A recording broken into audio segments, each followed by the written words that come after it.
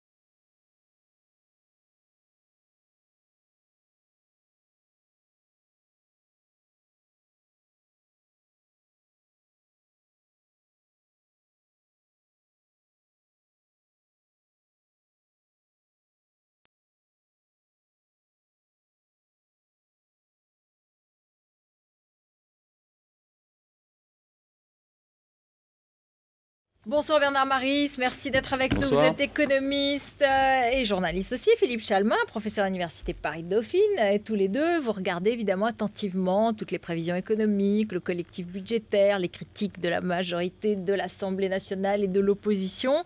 Comment est-ce que vous voyez, et ce discours de politique générale hier du Premier ministre, on y est ou on n'y est pas à la rigueur, à l'austérité? Qu'est-ce qu'on fait? Où est-ce qu'on en est? Est-ce que on tourne autour du pot? Ou est-ce qu'on y va? Où est-ce qu'on en est? Clairement, on y va, oui, bien sûr, on y va. Mais je dis ça avec un sourire, parce que les temps sont mûrs pour que les Français acceptent effectivement une période de rigueur et d'austérité qui implique, je pèse mes mots, une certaine modération du pouvoir d'achat, sinon une certaine diminution du pouvoir d'achat. Ah, diminution du pouvoir d'achat. Évidemment, quand vous allez, et c'est très bien, parce que si vous voulez rééquilibrer le budget, il faut accepter de rembourser ce qu'on vous a offert à crédit. Donc on vous a offert pendant quelques années du pouvoir d'achat à crédit, vous allez, d'une manière ou une autre, le rembourser. Alors le problème, c'est qui va le rembourser et comment. Et là, c'est là que la gauche garde son rôle, à mon avis, entier, qui est de faire en sorte que l'effort soit partagé de façon juste. Que ce ne soient pas toujours les mêmes qui paient pour d'autres qui ont fait des bêtises autrefois. Alors de ce côté-là, je pense qu'il ne faut pas se voiler les yeux. On va vers un moment de rigueur. On n'a pas encore toutes les mesures. On en aura d'autres probablement à la rentrée qui seront un peu plus importantes, soit sur la TVA, ça m'étonnerait, mais plutôt sur la CSG, de façon à faire rentrer un petit peu plus d'argent. Et on va limiter les dépenses, on va limiter les salaires. Je me souviens d'une petite annonce... Les salaires des fonctionnaires, puisqu'on parle de l'État, les dépenses de l'État. Je me souviens d'une petite annonce qui avait fait sourire tout le monde en disant... Écoutez, nous, ministres, moi, président de la République, nous réduisons nos propres salaires. Je pense que c'est un tout petit signal de modération salariale. Malgré qu'on en ait, ça veut dire que les choses sont claires. Il va falloir modérer les salaires. Avant de vous donner la parole, Philippe Chalmin, je voudrais qu'on écoute tout de suite Michel Sapin. Il était l'invité de Jean-Jacques Bourdin ce matin et il a dit quelque chose qui répond à Bernard Maris. Nous, on ne fait pas comme les autres. Ils avaient baissé pour ceux qui avaient les plus grosses fortunes et les plus gros revenus et augmenté pour les autres. Vous savez, quand vous augmentez la TVA, on va l'annuler la TVA. Mais vous allez augmenter la CSG. Non. C'est pas du tout dans les propositions. C'est pas dans la loi de finances rectificative. C'est pas dans la loi de finances. Vous vous engagez. Nous n'augmenterons pas la CSG. Est-ce que vous vous engagez? On n'a pas augmenté la CSG aujourd'hui. Nous avons à mettre en œuvre. Non, mais c'est pas. Faites pas dire aujourd'hui pour dire que demain ce sera possible. Ce n'est pas dans les propositions de François Hollande. Pas facile, hein? Pas facile. Non, moi je pars des mêmes bases. On va avoir une augmentation de la CSG. Attendez, je pense qu'il ne faut pas poser la question comme cela, et à la limite, il ne faut pas faire ce que fait le gouvernement. Je pars de la même base que Bernard Maris.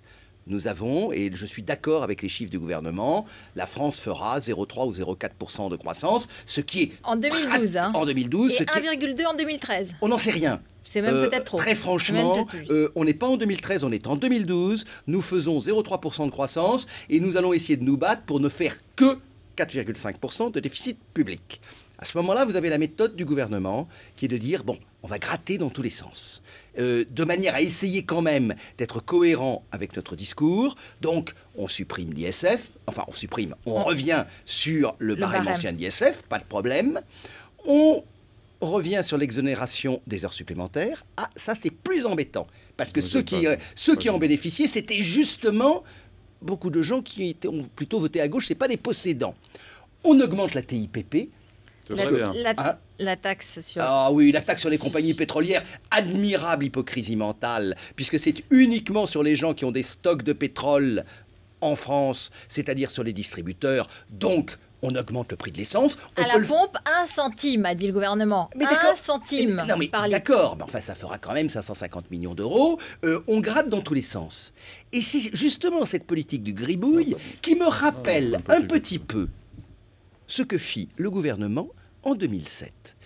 J'ai peur que vos amis socialistes soient en train de rater leurs 100 jours, de la même manière que Sarkozy a raté les siens en 2007 et Raffarin les siens en 2002. Personne ne trouve grâce à vos yeux.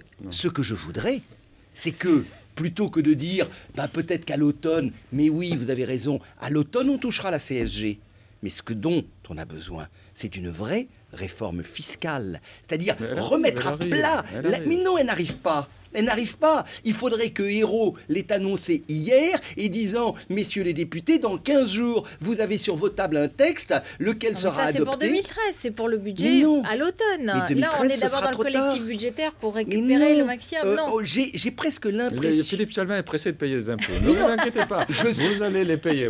Un économiste qui, je crois, roule à gauche et qui s'appelle Thomas Piketty, avait fait un excellent rapport. Il y a eu un autre rapport au CAE disant que nous avions une des fiscalités les plus injustes et les plus inéquitables qui soient. C'est maintenant qu'il faut la changer et ne pas toucher un petit truc, parce que, entre nous, il faut quand même reconnaître qu'il n'y a pas que les riches qui sont touchés. Je dirais que c'est l'ensemble du corps social qui est touché, avec des bases qui restent profondément injustes et inéquitables. Non, mais ça, c'est très bien. Moi, vraiment, je félicite Philippe Chalmin de ses appels à la justice, à la rigueur fiscale, à une fiscalité redistributive. Bravo, c'est formidable. Justice fiscale. J'avoue que je suis très, très impressionné par le ralliement, si je puis dire, de Philippe Chalmin à la justice fiscale et finalement un système fiscal plus juste. Oui, c'est vrai, vous avez raison, en France, ne payent pas d'impôts les très riches et les très pauvres et les classes moyennes supportent. Donc remettre à plat ce système fiscal, mais ça va venir. Vous n'avez pas... je n'ai rien entendu. Attendez, là, comme l'a dit... Il n'a rien annoncé. Il a annoncé des tas de choses dans son discours d'hier. Il n'a rien donné dans ses projets. C'est vrai qu'il n'a pas annoncé la réforme fiscale de la rentrée. On n'a pas vu... On a les 75% et 45%, une tranche supérieure à 45% et les 75% pour les revenus de plus d'un million. N'a pas été annoncé le relèvement de la TVA sur la restauration, qui, à mon avis, devrait se faire, puisque les socialistes l'ont tellement... C'est pas annoncé. Et puis là aussi est incontournable, nous sommes d'accord. Puisque ça a été tellement critiqué par les socialistes quand ils étaient dans l'opposition, à mon avis, avec peut-être un alignement sur... Nous sommes nombreux à droite à regretter cette mesure. Ça aussi, c'est une mesure qui est absolument inefficace, qui coûte extrêmement cher, 3-4 milliards. Donc elle sera relevée. À mon avis, ça devrait y avoir un réajustement. Je ne sais pas si ça va être un relèvement à 19,5%. Bon. Sur la TVA, ils ne toucheront pas à la TVA parce que c'est trop symbolique, mais à mon avis, ce sera plutôt quelque chose du genre CSG. Il y a quand même toute une série de mesures sur les options, sur les dividendes, sur le prélèvement à la source des versements de dividendes. Il y a quand même un certain nombre d'options qui sont des options de justice. Ce sont des mesurettes, c'est-à-dire que dans chaque... J'ai un compte et j'essaie de vous... Attendez, ce que voudrait Philippe Chalmin, c'est un gros matraquage tout à coup en disant... Non, c'est pas un matraquage, je remets tout à plat. Je remets tout à plat, je fais disparaître toutes les niches, par exemple. Je n'ai rien vu sur les niches fiscales. Les niches fiscales, elles sont plafonnées. Elles seront plafonnées et elles seront en grande partie supprimées. Oui, mais enfin, vous savez bien que devant chaque niche, il y a un député qui aboie, et quand c'est des députés de l'outre-mer, alors ils aboient encore plus fort. L'erreur, c'est de croire qu'on arrive devant le système fiscal français comme devant un étal de boucherie en tranchant, en mettant tout en place, etc. Là, le pari du gouvernement, c'est de ne pas faire trop vite, trop fort pour ne pas tuer la croissance. J'ai l'impression d'entendre M. Raffarin en 2002. S'ils font trop vite et trop fort, il y a effectivement un risque que la croissance baisse et à ce moment-là, les rentrées fiscales seront beaucoup plus faibles que prévu. Donc c'est du tricotage, c'est vraiment de la guipure, vous comprenez c'est pas de la boucherie. Il faut faire ça de façon extrêmement prudente. Je croise à la force de l'électrochoc, Bernard. Ça, c'est le côté... Nous sommes aux alentours de la croissance zéro. Tous les signes qui nous viennent ne sont pas bons. La France va probablement passer par la case récession. Je pense que le deuxième trimestre sera négatif, le troisième aussi. Non, mais attends, il faut appeler un chat un chat. Et je pense que que les Français, il y a un sondage qui vient de sortir qui montre bien quand même que les Français sont prêts à entendre la vérité. Et au fond, Hérault, hier, il a réussi à ne pas prononcer le mot de rigueur. Alors, Maryse Lebranchu l'a prononcé aujourd'hui pour les fonctionnaires. Et ben, elle s'est fait un peu gronder. Elle a dû un peu faire machine arrière, alors qu'elle a eu l'honnêteté de le dire, dans le fond. Hein. Elle a eu l'honnêteté de le dire, donc c'est très bien, c'est assez courageux. Oui, mais... Et les fonctionnaires, il y a un deal, à mon avis, avec les fonctionnaires qui probablement concernera la retraite. La retraite des fonctionnaires est encore une retraite qui est assez favorable par rapport à la retraite du privé.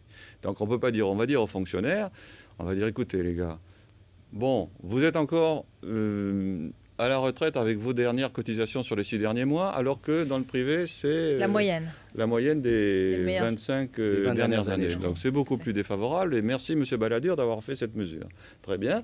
Eh bien, en échange, modération salariale. On vous crée des postes, messieurs les enseignants. En échange, modération salariale. On ne touche pas à la gendarmerie, à la police. Donc c'est la négociation. Salariale. La méthode qui va être différente.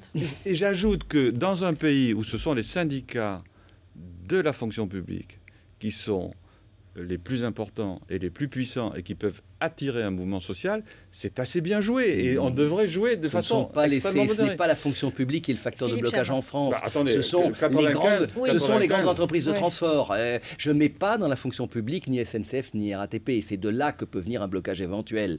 Mais l'heure n'est pas à ce blocage. Les Français... C'est pour ça que je suis très optimiste, moi, contrairement à vous. Moi, je crois que les Français sont prêts. Mais je voudrais être optimiste. On a un moment historique, et ce que je regrette, c'est que vos amis qui ont toutes les clés, ils se contentent pour l'instant de dire bon, on va attendre une hypothétique croissance de l'Europe et puis on va bricoler. Ils font de la cuisine française extrêmement délicate, extrêmement délicate. Ils ne font pas de la charcuterie en gros. Le problème, c'est que la cuisine française, elle peut passer encore pour trouver 7 milliards en 2012. Mais pour les 33 milliards, je ne suis pas sûr que les 33 milliards de 2013, ils y arriveront. Ils regretteront ce bel été 2012, parce que ce bel été 2012, ça pouvait être une sorte de temps des cerises dont je rêve un peu. Mais non, attendez, rêvez au temps des cerises. Mais ça a été dit, la rigueur. Il est loin, le temps des cerises. Qu'est-ce qui a été promis pendant la campagne? Le rééquilibrage du budget. Est-ce qu'on est revenu là-dessus? Est-ce qu'on a dit qu'il fallait étaler? Est-ce qu'on a dit qu'il fallait jusqu'en 2020?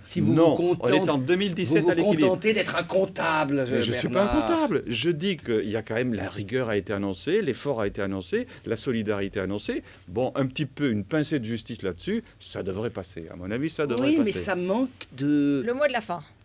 Ça manque d'envolée, ça manque de part de rêve, et je comprendrais, si j'étais un électeur de gauche, je comprendrais d'être déçu, parce que j'attendrais de ceux que j'ai élus un petit peu plus de courage. C'est la grande différence qu'il y a, prenons une comparaison, entre Roosevelt et Obama.